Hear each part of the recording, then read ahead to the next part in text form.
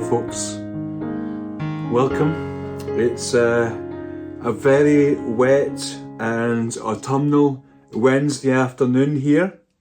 As you can see, I've burst out my autumnal coloured jumpers, sweaters out of the wardrobe, and they're in full flow, away from my usual blue or green.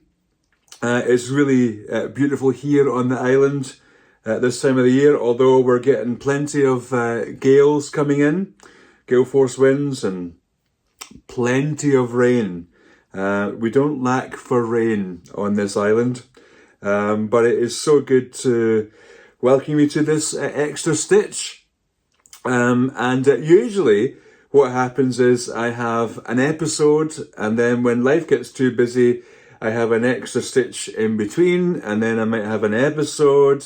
But instead, we've got 2 extra stitches back to back because, you know, with the best will in the world, the time starts to flow away. And this autumn term, really, after the summer holidays, right leading up to Christmas, in life in general, just gets super silly. So here we are with an extra stitch. So I hope you've got something nice to drink. And you can settle down for a little bit with your knitting or whatever it is you're doing, and listen along. I'm knitting here on my lovely Knit Pro Zing cable joined up needles in the round, and I'm knitting what I think will be the last of my beanies, or whatever it is you call them wherever you are, for the Beanie Along 2023. Now, of course, it officially finished end of August, and I found that I still had a little bit of stash that I just wanted to finish up, and so I cast on this beanie just the other day, and didn't get very far with it because I say, you know, busy, and I just thought, well, I've got the time this afternoon. I'll just start buzzing away with that on the needles and have a wee chat to you at the same time. It's nothing special. The yarn's nothing special, but it's a nice soft. I don't actually know where I got it. It's rolling around the floor somewhere. So it's obviously been a skein that I've put into a ball. So it's obviously been decent, you know, yarn, but I cannot remember what it is. I think it's maybe a leftover from something else I was doing. So I thought, it's perfect. It just looks like the kind of size of ball that I can definitely got a nice beanie out. So that's what I'm doing. That's what I'm knitting away with.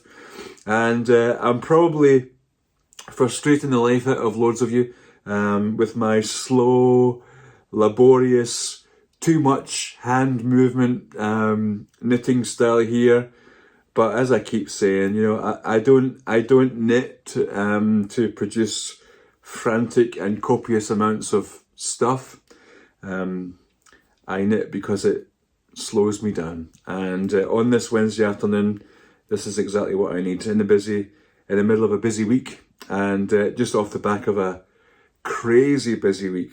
So yeah, so knitting beanies here, and I have been so encouraged by all of the lovely beanies that have been coming in through my lovely little door. I think my post person delivering the mail is wondering what on earth is going on, because I've had parcels and parcels and parcels of beanies, and this is just some of the beanies here. I've got another huge box, bigger than this box here, full of beanies, and these are some that have come in the last few days. There's some more parcels over there. There's some more parcels upstairs that haven't made it into the pile yet, and they are being gathered together. And so I'm collecting together all the folks who have made beanies here in the UK. They're coming here to me on the Isle of Arran, and very shortly I'm heading over to the mainland, up to Glasgow, and the beanies from the UK will be heading not to the Salvation Army, but to the Glasgow City Mission. The Glasgow City Mission are a charity obviously based in Glasgow, and their main raison d'etre is to alleviate poverty. So they're working on the streets with people. They're trying to bring people in, make sure they're fed and have what they need, resource them with whatever support they need in terms of accessing housing or drug rehabilitation or whatever it is that they happen to need. Sometimes even just a conversation or whatever it is they need on that particular day. But they also deal with the immediate needs of people. And a dear friend of ours here in the Isle of Arran has worked many years with Glasgow City Mission. And she was telling me that one of the things that Glasgow City Mission do is that they make up little Christmas parcels for their clients. And one of the things that often goes in to the Christmas parcels is a woolly hat. So I thought, fantastic, wonderful, great, just the absolute ticket. So when I go over to the mainland in just a few weeks, I'll be bundling all the UK-made beanies into my car, and I'll arrange to be dropping those off at the Glasgow City Mission. And I'm sure they'll really be appreciated. As I say, this time of the year here in Scotland, the weather in general tends to get a little bit interesting. Not hugely significantly cold, but certainly cold enough where you want to have something on your head, especially if you're on the streets. So it's just absolutely fantastic that you've been able to help with that. It's absolutely great. And I know that many of you who watch from different places around the world, you've all found your places where you can send off your beanies. So that's absolutely fantastic. And I know some of you have picked up on some of those addresses that I provided for you. That's brilliant as well. The main thing is that, we have the opportunity to do the knitting, and that the knitting will benefit somebody. And that's just it's just a good thing to do, isn't it? It's a good thing to do. And it just gives a little bit of a focus to certainly using up that stash it has done for me. So those will be going out. And again, I can't thank you enough for all the work you've done in those, and especially those of you have sent your beanies here to me, your lovely notes and messages. It's been really lovely to read those.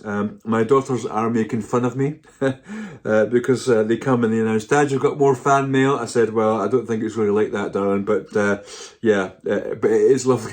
It is lovely to read your notes and your letters.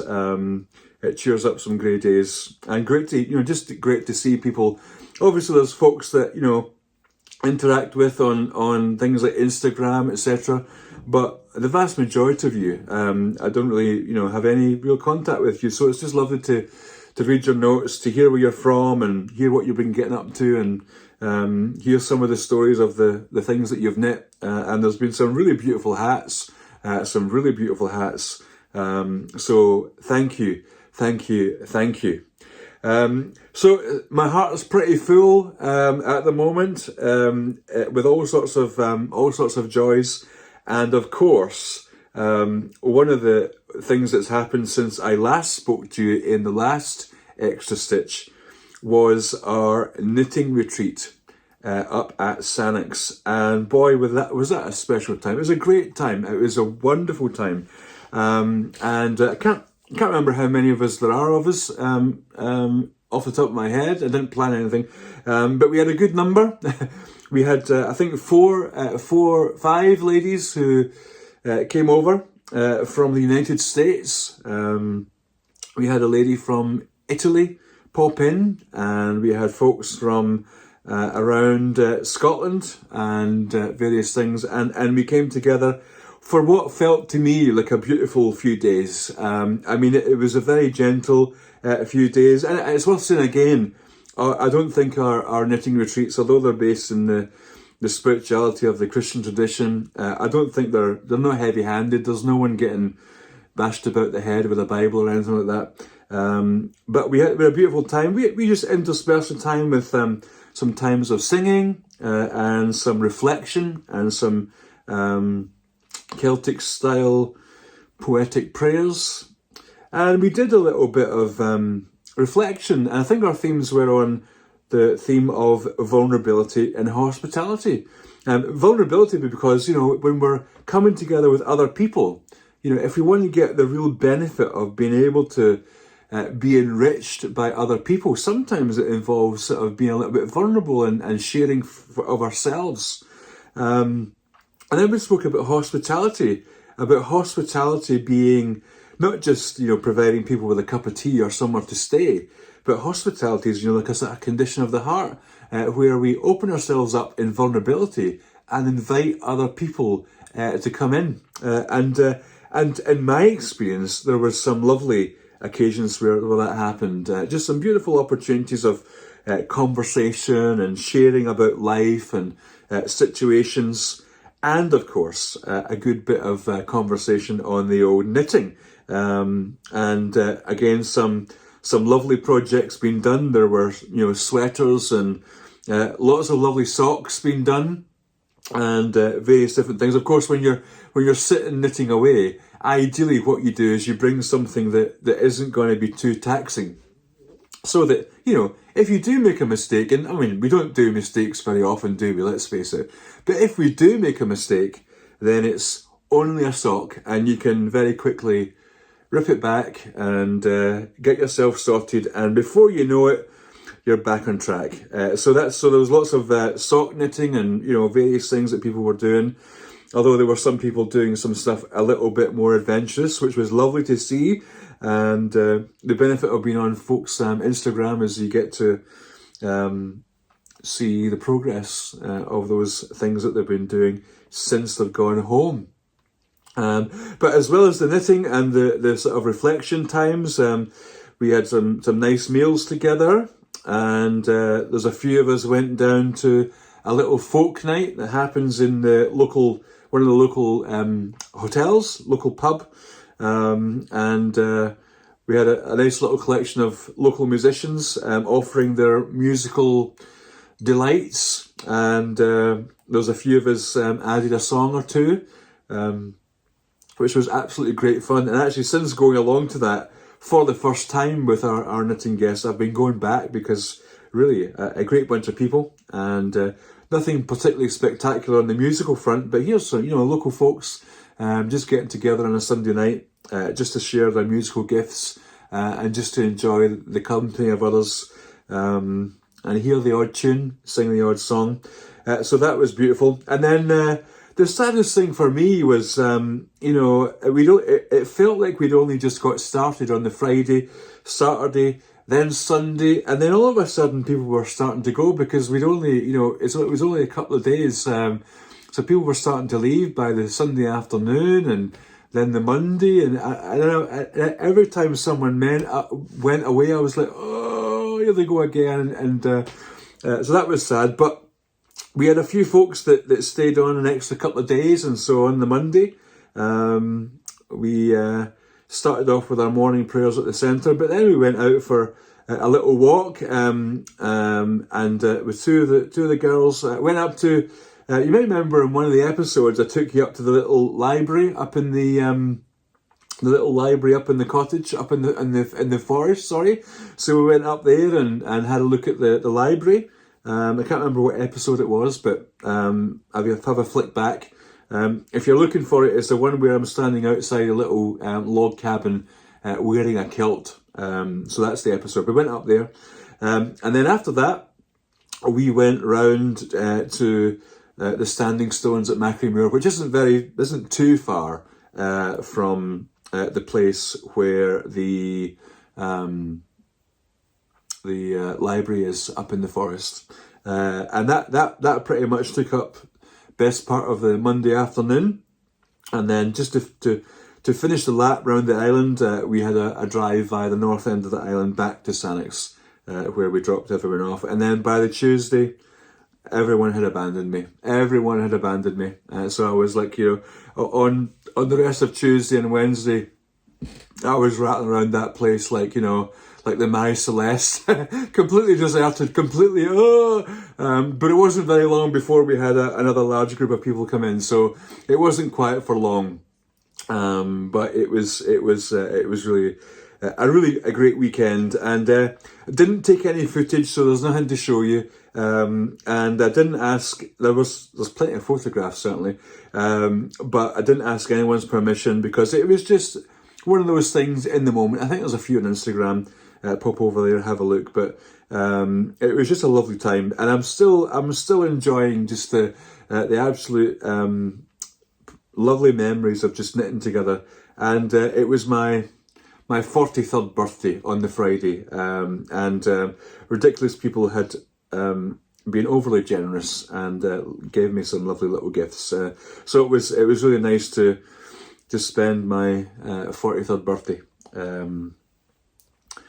with some lovely knitters over the weekend. And of course, I also, because we were there for the weekend, I had the weekend off church. So that was a nice break for me as well, to do something different with the folks there. So I was saying that, you know, lots of people had taken projects that they were working on, yes, like sweaters and things and all sorts of stuff. And I had taken my dustling sweater. Of course, other people, as I say, had taken easy projects so that when you're sitting knitting, you know, you can chat, conversation, and still do your knitting whilst you're chatting without any fear of doing anything horrendous. And of course, I took my dustling sweater, and in the moment, it was all going swimmingly wonderful. And I've got it here somewhere. Where have I put it? Where have I? Oh, it's there. Here it is. I'd taken my dustling sweater, and I got into the stage where I'd finished all the different patterning for the yoke, and was getting ready to split for the arms, which was a great achievement. And I managed to do most of that whilst I was there. And then at some point on the Sunday afternoon, I got to the row where I had to actually split for the arms. And so that's what I duly started to do, bearing in mind, chat, people, chat. And of course, I was boldly splitting, you know, casting off for the arms. And it wasn't until I got the work home that I started to think, there's just something. And then I noticed that I had cast off the wrong amount of stitches for the arms, and therefore had knit the wrong number of stitches in between the arms, and da. And I thought to myself, well, will you ever actually learn a thing? And so I then had to go through this actually, you know, fairly horrendous process yet again of unknitting. That's the second time I've done it on this sweater. And here it is. I think you can just see that the light will be distorting the colour. I've now split for the arms. You're looking at the front there, just where the neck is, and then the shaping at the back, which you can see the garter stitch there is the shaping for the back of the neck, and then those lovely patterns. So I've now successfully cast off for the arms, and I've started in earnest on the body. So eventually got it sorted, but honestly, you know, soul destroying. It's not soul destroying. I mean, I'll get over it. I have got over it. But what I haven't had is any time to pick it up again. So that was that. But the wonderful thing was that I got to the stage where on the pattern it says, now you might want to try your yoke on to see if it's a good fit. And I thought to myself, how on earth am I going to do that? You know, am I really going to have to put it on to waist yarn? And while I was doing that, one of the knitting retreaters had bought some called Crystal. Hi, Crystal. Had bought some. I think she called it barber cord. Is that what it's called? Barber cords. And it's basically these long tubes of, you know, significant length. And so, dear Crystal, because I was absolutely petrified at doing this, she put the cords. She put the cords on the end of the needle, and it means you can ease your stitches off onto these big long cords, which gives you the length and everything you need so that you can try the thing on. And so some of the some of the other retreatants, took some pictures, so I'll put the pictures in here. And as you see, it just rests just nicely at the shoulders and comes down over my front, and it was good at the back as well. So it was definitely following the size that I was knitting, definitely just the right size for me. So I decided, yeah, definitely time to do the coming off for the sleeves and getting on the body. So huge thanks to Crystal for loaning me her barber cords, and haven't bought myself any yet, but I'm definitely going to, once I get some pennies, going to be going on to Amazon and getting me some of those barber cords. Really excellent just to get on your project and be able to try your jumper on without all your worrying that all your stitches are going to, you know, unravel in front of your eyes. And with this particular project, with the Dustland, because there's so many knits and purl rows and all that sort of stuff, you know, if something went awry there, it'd be very difficult to try and recover it. So huge thanks to Crystal, who I have to say more or less did all that for me, because I was petrified. Spent so much time on that sweater, but it's progressing. And whilst I'm knitting these my last beanie, I really need to get back on to getting that Dustland done. Because as well as getting the Dustland done, as I said last time, I want to get on with those Advent sweaters, but haven't done anything. So you need to shout at me now. Get those Advent mini sweaters, Nordic sweaters, Arne Carlos. Get them done, Andrew. That's what you need to say to me. But I keep saying life is busy. I think obviously I'm more settled here on the island. I've been here longer. There's plenty of things that I'm getting involved in, and the time just goes. And I say I'm trying to do, doctoral studies as well. So that takes a wee bit of time, stuff to read and stuff to write and classes to sit on and seminars and weekly tutorials and all sorts of jazz, which is taking some more time. And then there's Dougal the Wonder Dog upstairs, and he's very quiet at the moment. But as you can see, again, I'm back down in the office doing this little extra stitch, because if he gets a faint whisper of the fact that you're anywhere close, you'll get no rest. This is like affectionate dog on steroids. He's always wanting to be up, not just on your lap, but he wants to be up here and in about your neck and licking your face and let's just say I've seen the other things that he licks, and I'm not interested in having my face licked with that tongue. No, thank you very much. So try to avoid that. But he's a very affectionate little chap, and he's like a horse. He's no longer at the puppy stage. He's like an actual horse. And but we've had a challenging little period with him, because we are in the period here is autumn, in the fall, and so of course the fall everything falls, including some berries from what we call here in Scotland rowan trees. I think in other places you call them mountain ash. They have little red berries, and we've got a tree out the front where he normally goes and does some business. And we discovered, after noticing that he'd been, unwell a few times, we noticed that when he was out there, he was also snaffling some rowan berries, which are not great. They're not great for dogs, so that upset his stomach. So he hasn't been well. I was a bit worried about him, because he's not he's not got a lot of weight on him, poor dog. Anyway, we were trying to feed him up and put a bit of muscle, a bit of fat on him, and of course, having had to go on to a slim diet of chicken and rice, the poor thing, his little ribs were starting to show. I feel really bad, but I was just saying to him, look, if you're going to eat stuff you're not supposed to eat, Dougal, this is what's going to happen. So that's the tale of Dougal. He's a lovely little chap, and we love having him. And it's certainly builds in a little bit of interest into life. But otherwise, things are pretty busy. The knitting's on a back seat. It has been. However, I am about to go away on retreat. Before I came to the Isle of Arran, I would usually go away on retreat 4 times a year, usually because I was working in much busier scenarios where you just need to have a couple of days to get into some silence, get into some stillness, a little bit of, just hiding away, just to recover a little bit and just sort of catch up with myself.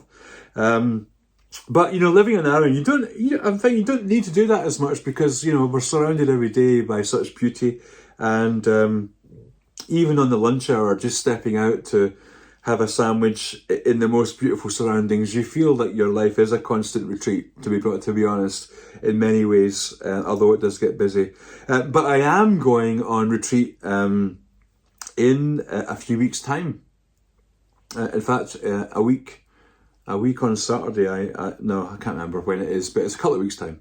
And I am going to the northeast of England, just over the border from Scotland, and I'm going to be staying in a lovely little inn near the holy island of Lindisfarne, just off the coast of the northeast of England, and that's the place where one of the significant monastic settlements was founded back in, I can't remember exact times, it was like late 600s AD, and in the kingdom of Northumbria, as it was then.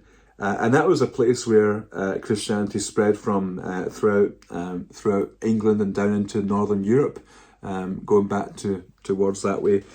So I love going there. It's a beautiful place. The island is a tidal island, so that means it's closed off from the mainland twice a day. And twice a day, there's a little causeway that goes over the sands. You can get your car over there or you can walk over the sands.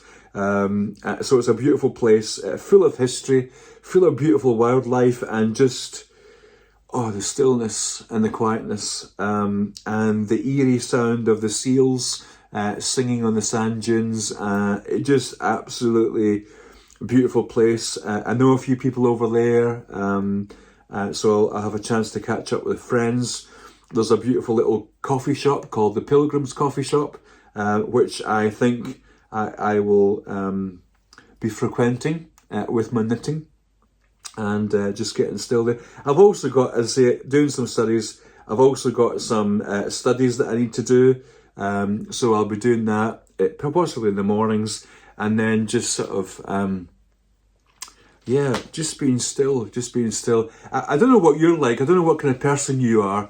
I spend a lot of my life doing public things, speaking in public and being in the community and interacting with people, but I am a rampant introvert. And also one of these people who steps into a room and I can feel all the feelings in a room. Sometimes it's a gift, sometimes it's a bit of an infliction, because just sometimes things get a little bit overwhelming, so I'm there, I'm like an emotional sponge. I can pick it all up from everybody.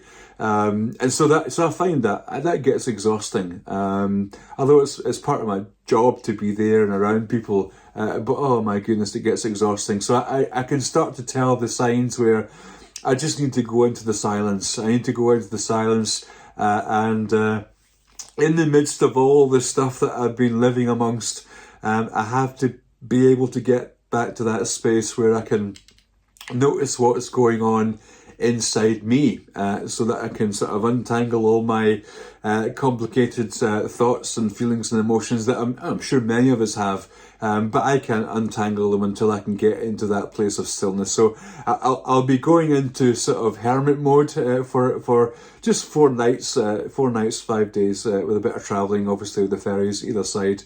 But what I am hoping to do, as well as do all that with the knitting and the working and the studying, I am hoping that while I'm there, I'll be able to do episode 10.